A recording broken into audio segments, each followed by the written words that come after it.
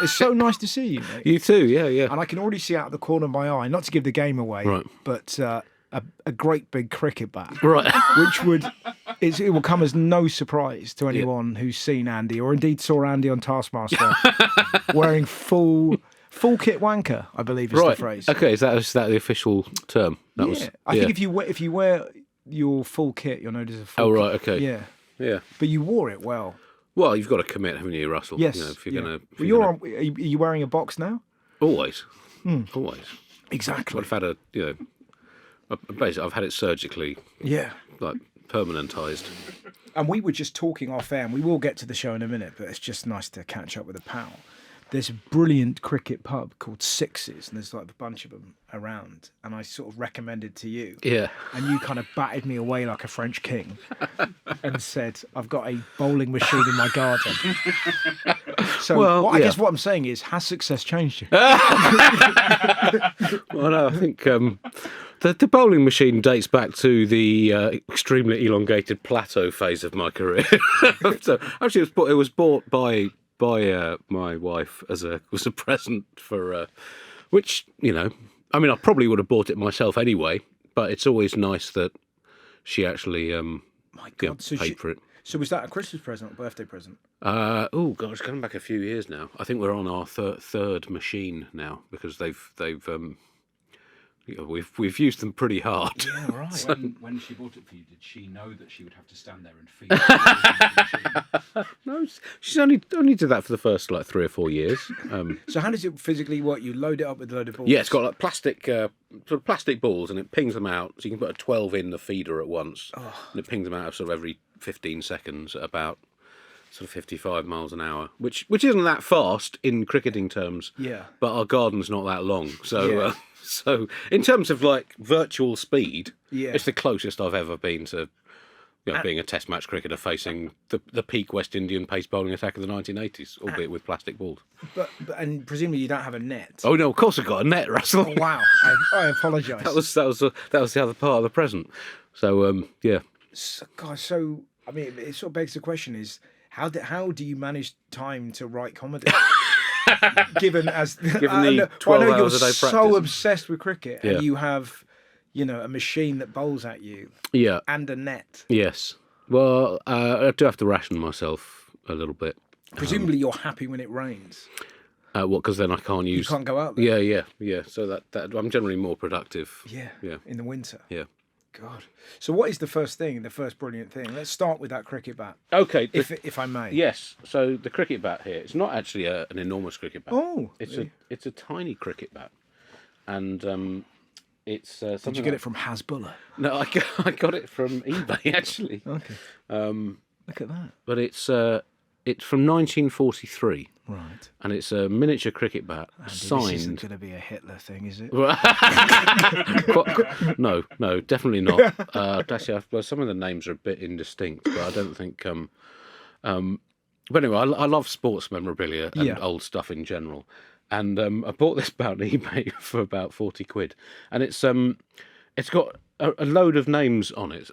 So it's signed from a game that took place. It's got Lord's August 1943. Yeah. So it's a wartime game between like an England forces team and an Empire forces team, signed by all the players on both sides, include a lot of the top cricketers of the 1940s. Wow. But then also at the top, it's signed by, in quite big letters, by a guy called Jimmy Wilde. Yes. And which was your handle for a while, wasn't it? Like when you were DJing.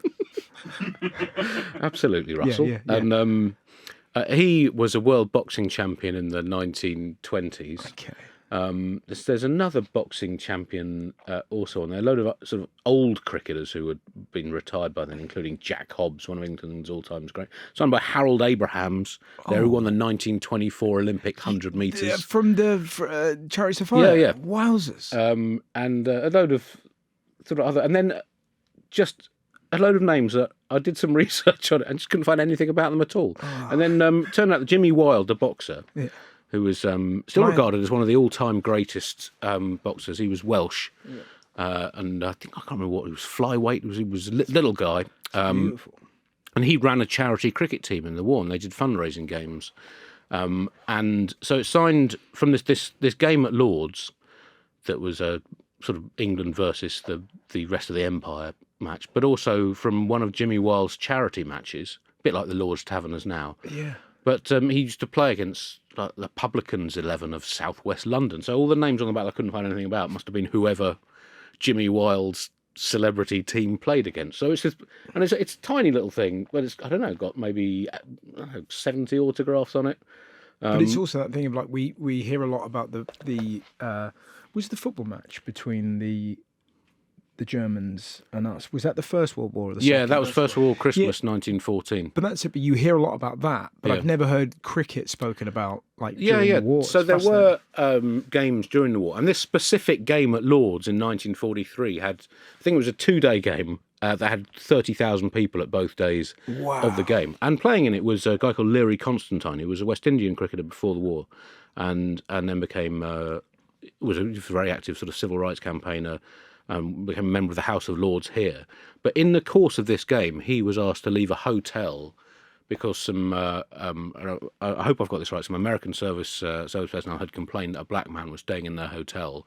He brought a court case that led to a change in the law. So this game that this bat was signed at was quite a sort of momentous event in social history in this country. But anyway, why I brought it in, obviously I love cricket, and this is like an episode of Antiques Roadshow that is actually interesting. So I could have brought because but clearly you're not going, and it's good, and it's worth 10 grand. Like, it's so nice to see somebody who's got an antique because it's an antique. Yes. Do you know what I mean? I doubt you even know how much that costs. I don't know what it's worth. Well, this is what I mean. Yeah. I know how much you spent on it, but it means so much to you because you've Googled all the names. Yeah. So so put together the stories of, and obviously someone very lovingly had this. You feel that bond with sort of sports nerds across the centuries with something like this, and it's been very lovingly kept and sort of it's in very good condition for something that's now 80 years old. It's sort of the colour of it is like someone who's been in Towie for 8 seasons, isn't it? It's really, really durable orange. It's a cracking name for a bat. It's called the Imperial Driver. Yes. That was quite a big brand at the time, I think. Lovely. Anyway, so the point is, there was a lot going on. Cricket there was a lot going on in 1943. Cricket's been my obsession since I was 6 years old, and so I thought I had to bring in something related to cricket. So I brought in this 80-year-old miniature bat signed by a random selection of sports stars and completely ordinary people. So, what would you be doing, do you think, if it wasn't for cricket? How would you fill those hours? Oh, that's a very good question. I don't know. I'd probably know a lot more about stuff that actually mattered. I don't know. It's not even. It doesn't bear thinking about, Russell. Yeah. You've triggered me there. But what is it? Because do you know what I love? Like, I played cricket when I was young, and I was very much sort of came from a football background, and then I'd play in the summer. I was half decent, but I really fell in love with watching it. I wrote this film with our mate Steve Williams, and I had the cricket on in the background and the commentary. I loved it. I loved how just relaxed it was. Yeah. I'm used to football commentary where the focus is completely on the game. But Yeah. they were chatting about, there was this specific clip where they got a chili sweet and they'd given it to Bumble. All right. And the camera sort of swiveled round and this man was nearly dying on the sweet. And then it was, I think, Shane Warne and a few others like properly laughing. Right. Whilst international sports people are doing their job, that everyone at home was kind of involved in this like lovely, gentle, silly prank. Yeah. And there was a real like conviviality to it. It was, do you know what I mean? It was like, and you kind of go, I can't think of another sport where the commentators and the audience would be having fun irrespective of the standard of the game. Do you know what I mean? Like, it's kind of it creates its own atmosphere, and it's created sometimes with the players. But even if the players aren't playing well, the audience entertains themselves, as do the commentators. Yeah. And I get to work on the radio commentary now, and it's a sort of childhood dream, albeit that I was quite a weird child with quite weird dreams. But it's great to be part of that. And I guess the joy of cricket as a sport is, from a commentary point of view, is that there are lots of gaps to talk into. So each little moment of action just takes a few seconds from the bowler running in, and then the batter hitting it or whatever happens.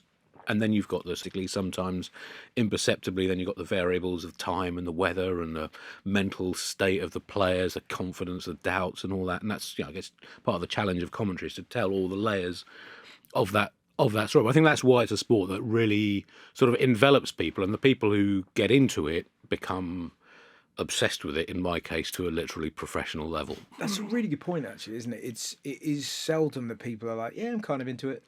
It's a bit like being into Dylan.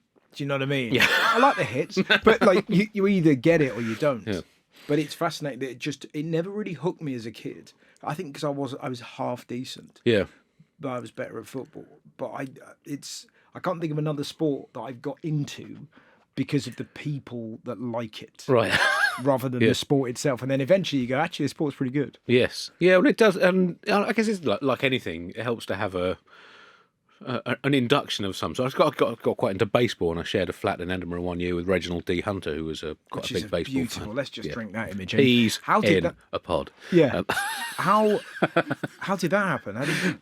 Well, we just knew each other from the circuit, and this was 2003. Yeah.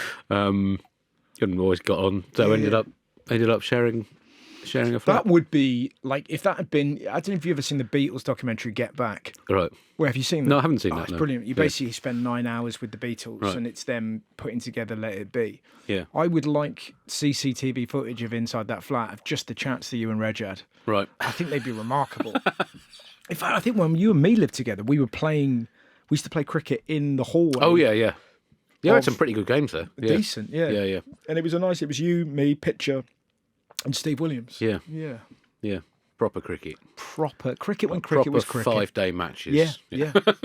Down a corridor. It's is there like a great bat other than that is your? I guess what I'm asking, every time you buy a new bat, is it a similar thing that football players have when they get their new pair of boots that you're like, this is the wand. Right. This is Excalibur. Now it starts. Well, I've not actually had that many new bats because I don't play that much now. Play a few games a year. Well, in the garden actually, I use something I bought in a charity shop in Crystal Palace for £3 with some slightly curious staining on the back. Okay. But which may or may not have been used in some form of crime. But anyway, look. Right, Jesus. Yeah. The point is, I picked it up in a charity shop for £3, and it's had ample use hitting plastic balls in the garden. Great way of getting rid of a weapon. Do you know what I mean? Like, it's just that thing of kind of like, I've killed him, but listen, I need to give back. Someone's benefiting from it. Exactly. The Salvation Army needs my help. Interesting. But is there a bat you could have? Is there I've just got a new bat for Christmas. Right. So, but I haven't used it yet. Okay. But I'm very excited about it. It's a when beautiful you receive bat. a new bat, there's a ritual you have to go through to preserve the bat of knocking in and oiling. Yeah. Right. This takes 5 hours. Yeah. Right. So imagine if you got your new pair of football boots and you had to spend 5 hours working on them. Yeah. By the time you actually get to use it, you're emotionally invested in that thing from that time you spend with it. It's a bonding process. Yeah.